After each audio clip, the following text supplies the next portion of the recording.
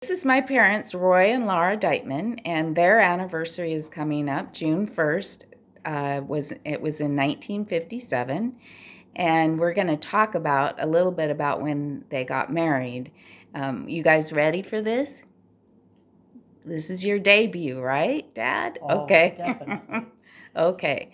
So, Mom, when you flew over, how old were you at the time? 16. 16 years old, and who put you on the plane? My parents.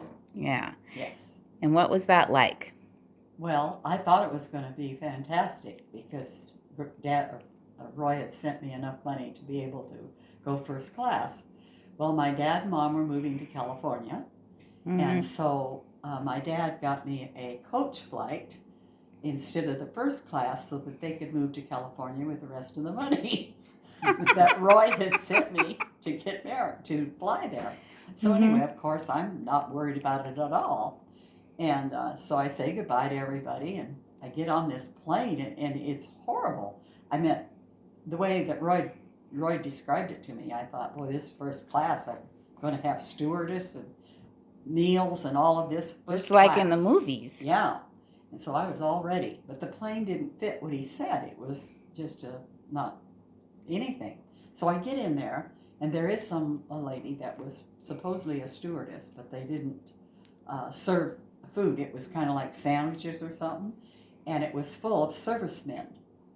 I was the only woman besides one other. And of course, we sat together.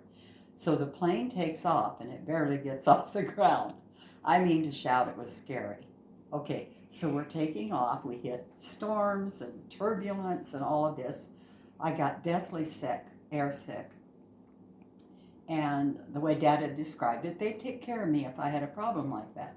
Well, needless to say, they gave me a bag, and that was about it. Mm-hmm. So anyway, as we're flying, we had engine problems, and so we had to land and then go back up, and then land another time and go back up. Okay, so we got to Cleveland, Ohio. By the time we got there, my ears were plugged. I had been deathly sick. My mother had bought me a beautiful dress before I left and brand new shoes, and I had a corsage, and I just looked beautiful. Well, by the time that I got to Cleveland, I must have looked like someone that had been in a battle. Okay, so I get off the airplane. I go in. You were a bit wilted. And this is in Cleveland, and it's a huge, huge airport, and I mean massive. And I get off, and I go down, and I say, I need to use the phone because I needed to call Daddy to let him know that I wasn't back on the plane. Okay, he was going to have to come and get me in Cleveland. And so, didn't you try to get a taxi first? I'm okay. No.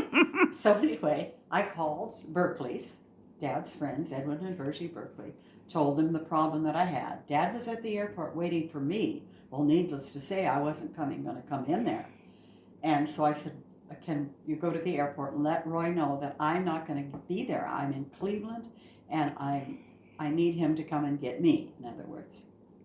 And like I say, I'm 16. I'd never been away from home or never traveled like this in my whole life. And so I'm trying really hard to stay composed, but I was like scared to death. Okay. So there was this marble bench that was in there right where, the ticket sales and all of that. So I went over and I sat there. And I thought, I'll be safe here because they had security down there and everything. And there were these stairs that went up, but I didn't know where they went. I did find out where the restroom was, so I went to the restroom and such like that and tried to clean myself up. So anyway, I knew Dad got a hold of me and he was on his way, so I was fine with that. So Dad, how did you find out that she was there? She called, and they called me at the airport and paged me, and I was Washington National Airport right there in Washington, D.C. So they paged me, and so I said, we got to make another flight. So quickly I rounded up some money to buy advance tickets because they had better planes, and that's the one I flew back and picked her up then. So you actually flew back. I didn't. Yeah. So how far away was she from her destination? Probably 600 or 700 miles. Oh, okay. So when you thought you were going to get a taxi ride, Okay. yeah. So then, before this happened, before Daddy came to get me, there were cabs outside, and so I thought maybe I could get a ride, with them to Washington D.C. So I go out there, and and he could see I was just a young girl, and I said, I got off the plane here, and I need to get to Washington D.C. And I said, would it be possible to take a cab? Well, he looked at me like, do you realize how far Washington, D.C. is from Cleveland? Mm-hmm. I don't think so. So I went back in, and I wanted to save Roy from coming to get me, Yeah. And then I only had $50. That would have never gotten me there, okay?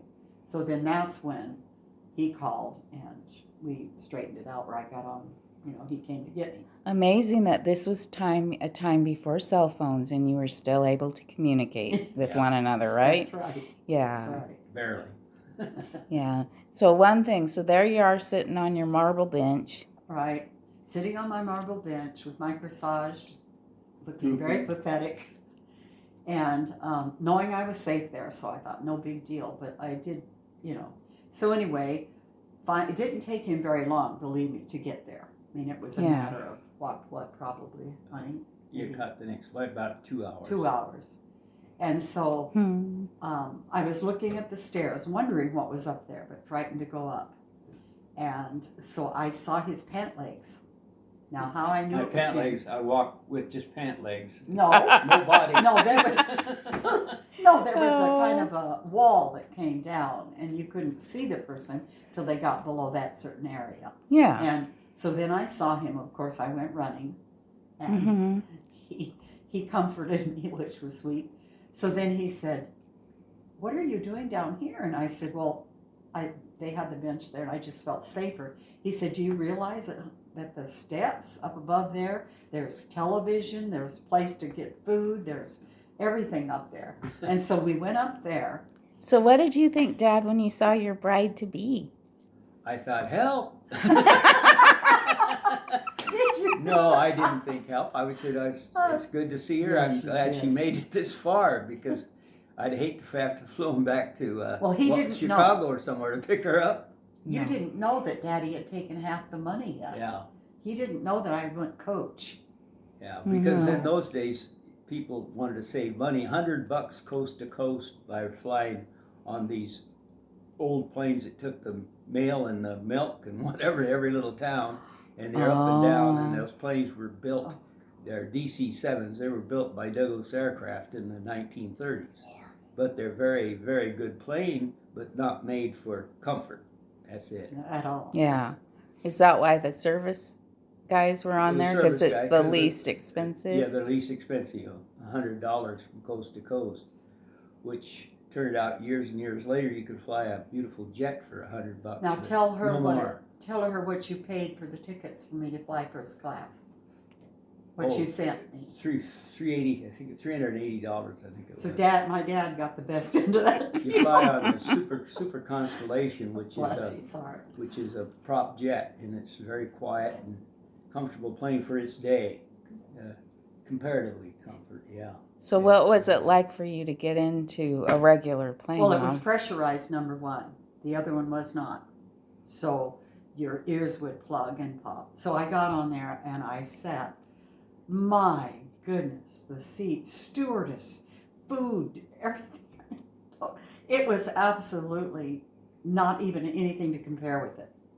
Well, and you had your husband to be And with my you sweetheart too. was there, and it was awesome. Yeah. Yeah. And I did think inside of me, what if he wouldn't have come to get me? That's what I kept thinking. I would have been in big trouble. Been a waitress in Cleveland. So he truly loved me because he didn't leave me there. So not stranded in Cleveland. Very precious story.